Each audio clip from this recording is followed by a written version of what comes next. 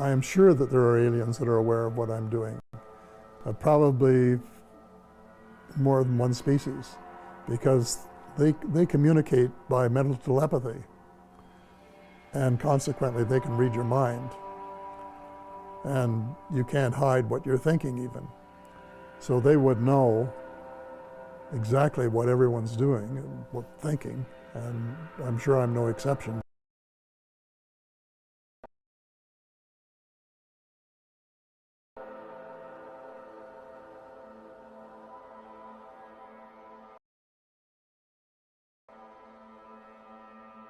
But just as children survive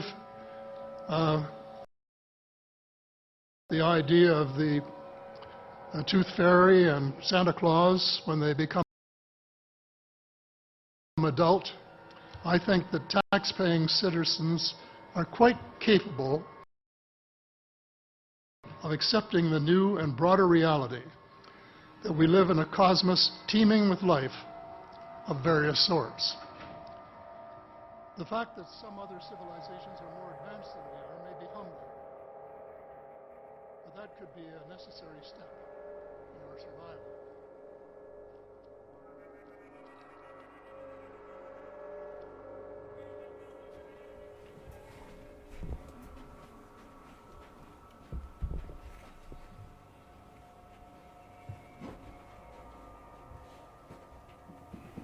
It's very heavy.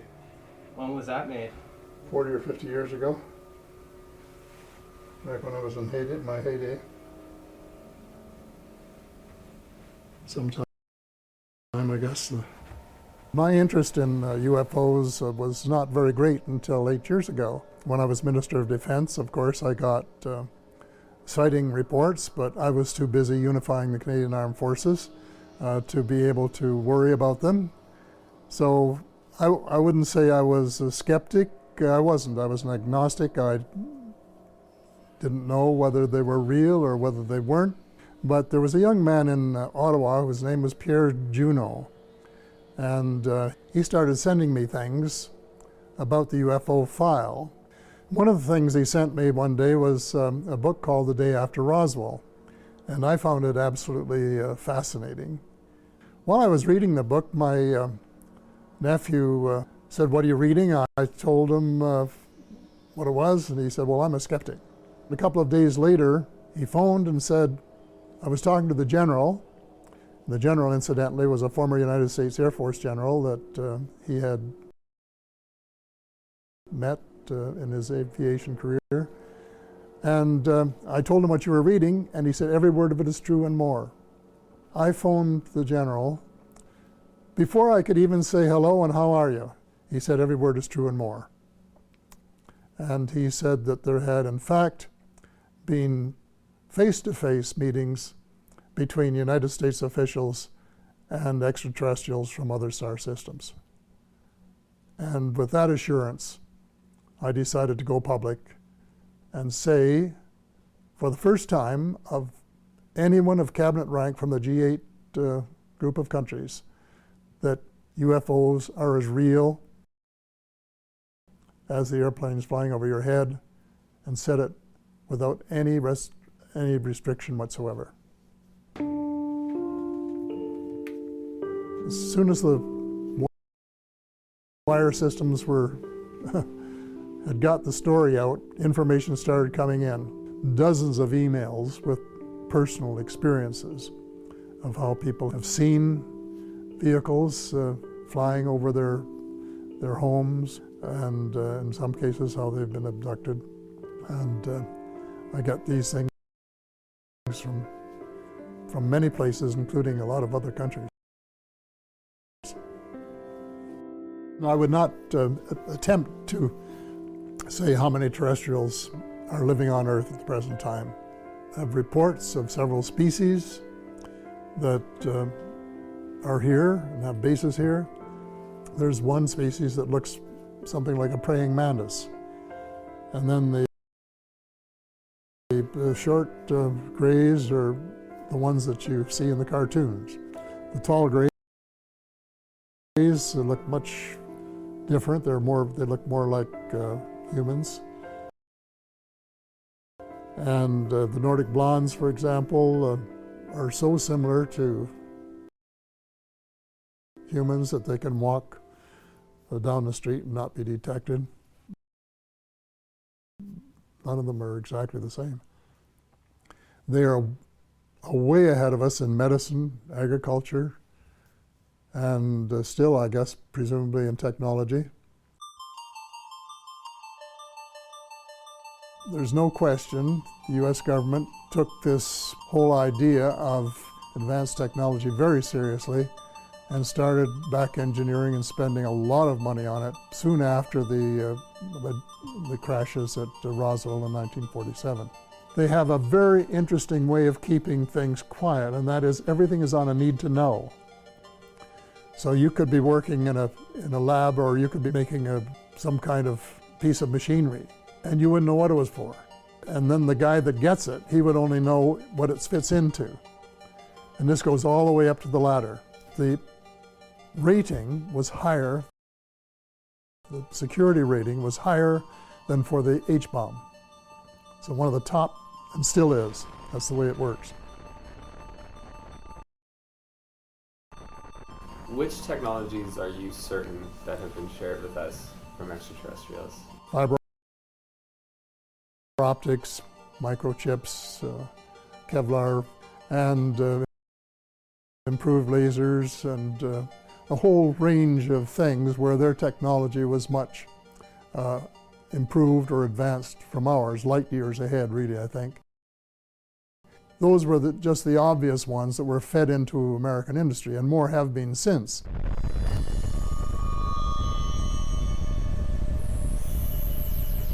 There had been lots of visits to Earth, probably going back thousands of years, but the level of activity took on a new dimension after the first atomic bomb was set off at New Mexico in 1945. And all of a sudden, the number of sightings increased. And my thesis is that because they know something we don't know, and that is every atomic bomb that is put off on Earth has an effect on other parts of the cosmos. They were concerned about it. And I used this idea that the children are playing with matches. They're afraid that we're going to blow up our planet so that it would be uninhabitable both for ourselves and for visits from them. And they didn't like that idea.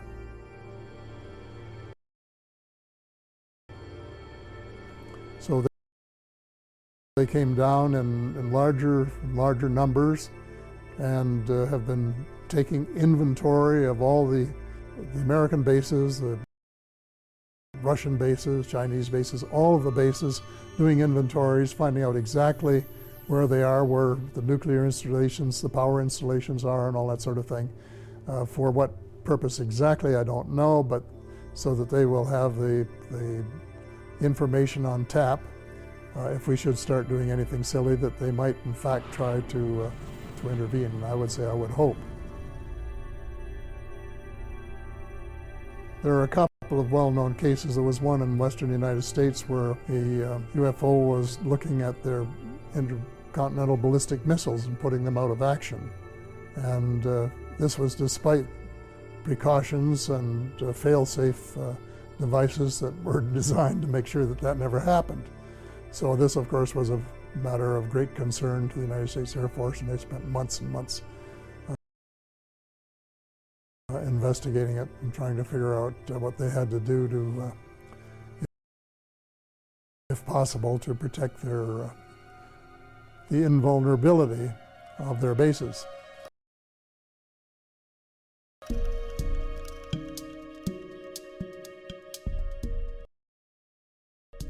One of the problems I had when I first went public was newsmen saying, well, have you ever seen one?